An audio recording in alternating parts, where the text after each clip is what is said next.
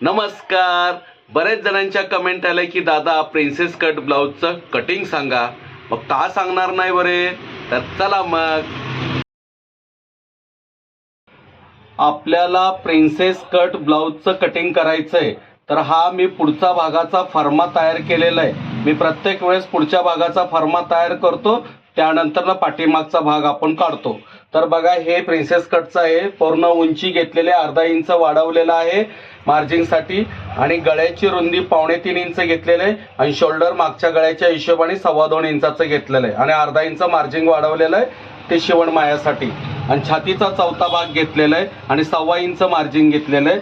कमरेचा चौथा भाग घेतलेला आहे, अधिक 2.5 इंच घेतलेलं आहे. 1.25 इंच मार्जिंगसाठी, 1 इंच पाठीमागच्या डाच मारण्यासाठी. आता हा पॉइंट इथून शोल्डर पासून 9.5 ते 9:15च्या अंतराने आपण पॉइंट घेतलेला आहे. मग हा पॉइंट इथून एवढा डिस्टन्स मी 3.5 इंचाचा घेतलेला आहे. जर छातीचं माप 40च्या दरम्यान असेल, 38 असेल तर तुम्ही 3.25 पर्यंत घेऊ शकता. तर हे 36 मापाचं ब्लाऊज आहे, तर मी 3.5 घेतलेलं आहे. आणि इथं पॉइंटचं मार्किंग करून अशी सरळ रेष ओढलेली, आणि ह्याच्या पुढे 1 इंच मी बाहेर घेतलेला आहे. आणि इथे जो प्रिन्सेस कटचा वळणाचा जो शेप असतो तो शेप असा मी दिलेला आहे, आणि तसाच वळणदार शेप मी इथे खाली घेतलेला आहे. आणि पुढचा गळा म्हणत असाल तर जेवढा मापाचा गळा आहे तेवढा मी घेतलेला आहे. तर आता हे अंगावरचं माप आहे, तर मी 6.5 इंच पुढचा गळा घेतलेला आहे. आणि मुंड्याची खोली मात्र मी 5.25 इंच अगोदर घेतलेली. नंतर भाई लावताना कमी जास्ती करता येतं. त्याप्रमाणे हे पुढच्या भागाचं प्रिन्सेस कटचं फर्मा तयार आहे. आता ह्याच्यावरनं आपल्याला मागचा भाग काढायचा आहे.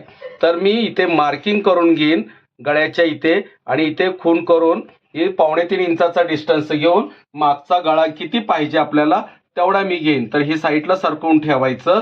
आणि मागचा गळा आहे मला हे 9.5 इंच. तर इथं मी मार्किंग केली, आणि इथे 3.25 इंचावरती पण खाली मार्किंग केली, आणि असा पूर्ण एक चौरस बनवायचा जो याला मॅच होईल बरोबर. तर इथे 3.25 इंचाचा डिस्टन्स बघून घ्यायचा. कमी जास्ती असेल तर व्यवस्थित मार्किंग करून घ्यायचं. आणि याला गळ्याचा शेप तुम्हाला हवा तसा तुम्ही असा देऊ शकता. मी आता राऊंड देतोय, तर राऊंड गळ्याचा शेप असणार आहे. मग त्यानंतर हे कात्रीच्या टोकापासून मी असा वळणदार कटिंग करून याला शेवटपर्यंत घेणार आहे. तर बघू शकता तुम्ही, हे पाठीमागचा भाग इथे पूर्ण केला जाईल. आणि हा फर्मा आहे तसाच ठेवायचा. हे बघा, आहे तसाच ठेवायचा. आणि पाठीमागचा भागाला फक्त खालच्या बाजूनी लेवलनी सरळ एकसारखं सरळ करून घ्यायचं.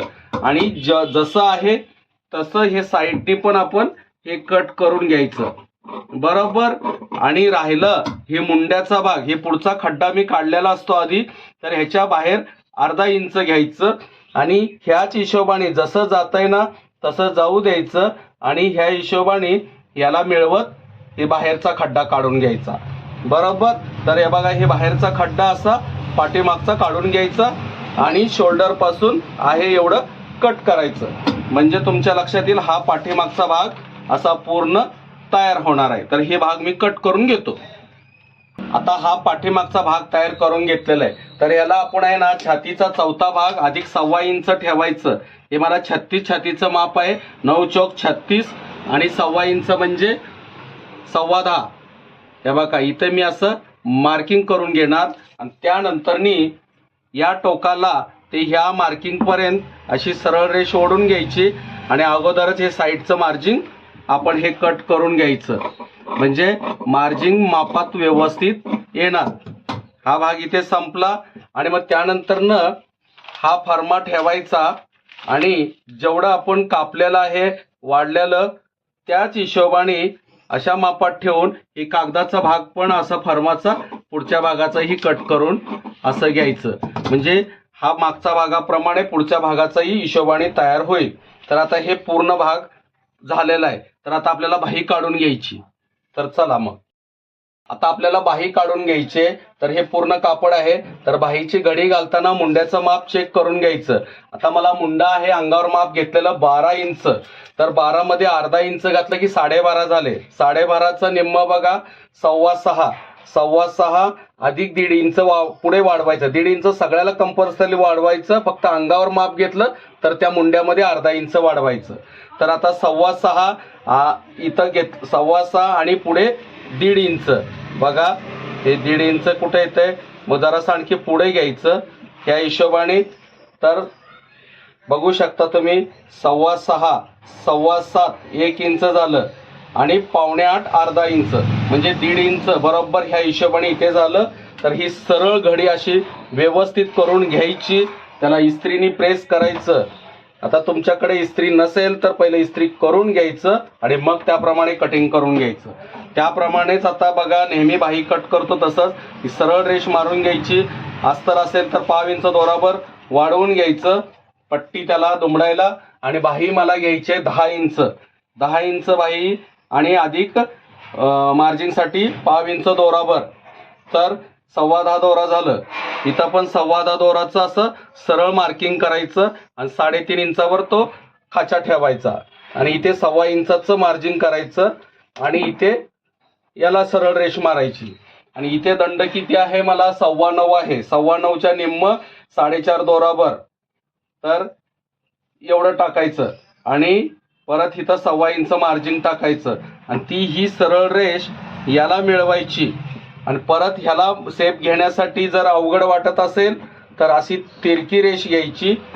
त्यानंतरनं ही साधी बाहीचा असा वळणदार शेप घ्यायचा. मग ह्याच्याच विरुद्ध दिशेने असा वळणदार शेप घ्यायचा म्हणजे ही साधी बाही तयार होईल.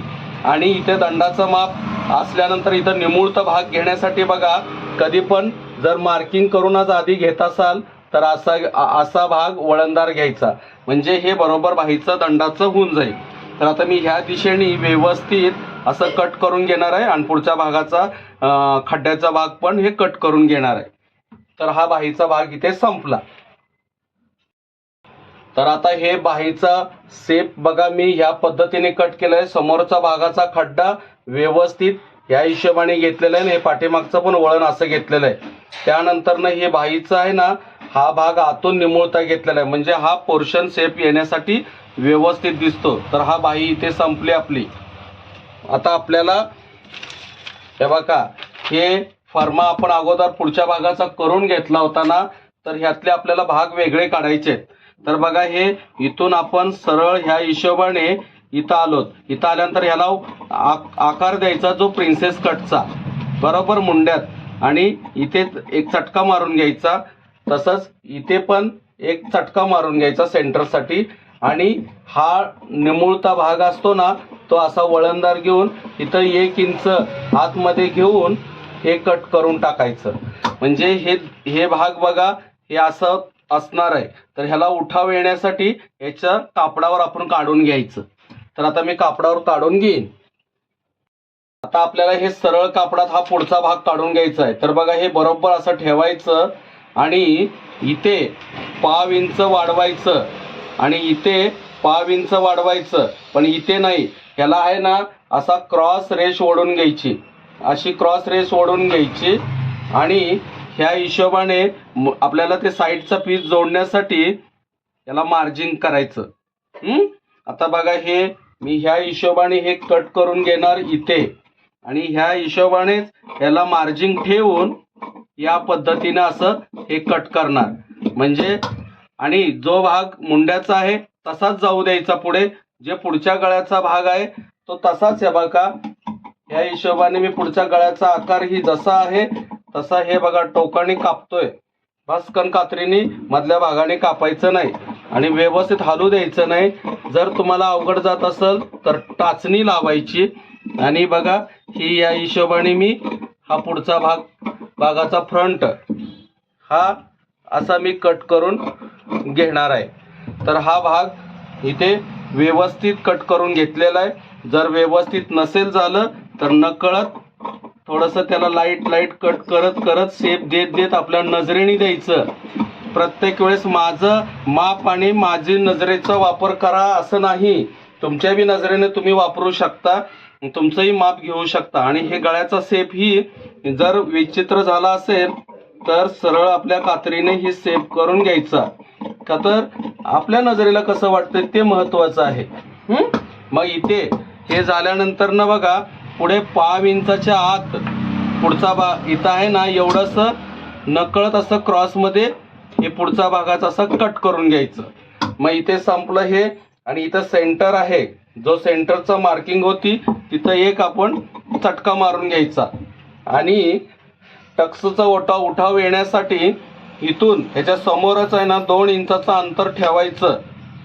हे बघा 2 इंचाचं अंतर ठेवायचं आणि इथं एक खूण करायची मार्किंग. आणि याला इथं पुढे एक छोटासा डास मारायचा, जेणे की उठाव येतो चांगला प्रिन्सेस कटला. तर हा भाग इथे संपला.